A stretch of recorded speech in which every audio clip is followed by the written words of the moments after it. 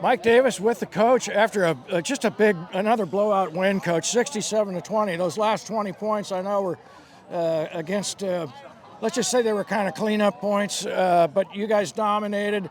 There was a point at which during this game it just felt like you could feel just a little bit of Van Horn controlling the clock just ever so slightly, and then we had the big interception by Tucking. And it just changed. The light went on, and it changed the whole complexion of the game. Yeah, and that's something we talked about all week.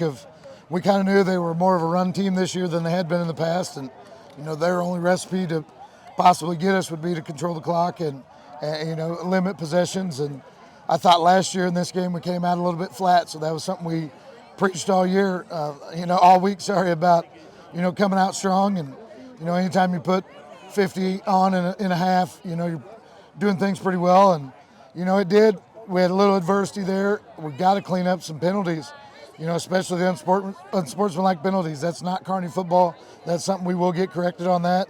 But you have two penalties, long penalties to extend the drive to get them in the end zone there, and then we get another penalty offensively that backs us up. So plenty to clean up, but proud of the way once we imposed our will, that was kind of the end of this game.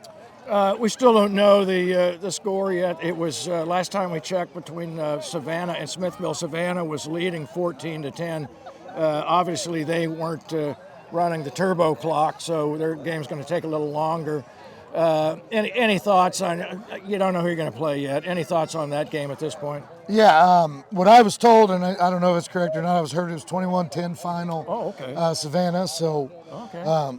You're going to get the number 1 and number 2 team in the state here next week in the district championship. It's unfortunate that these kind of big games have to happen, at this point rather than, in a bigger game throughout the playoffs. But at the same time, at some point you got to beat the best teams to be the best team. And they're a phenomenal team. They've got one loss that they should have beat a classified Pius team.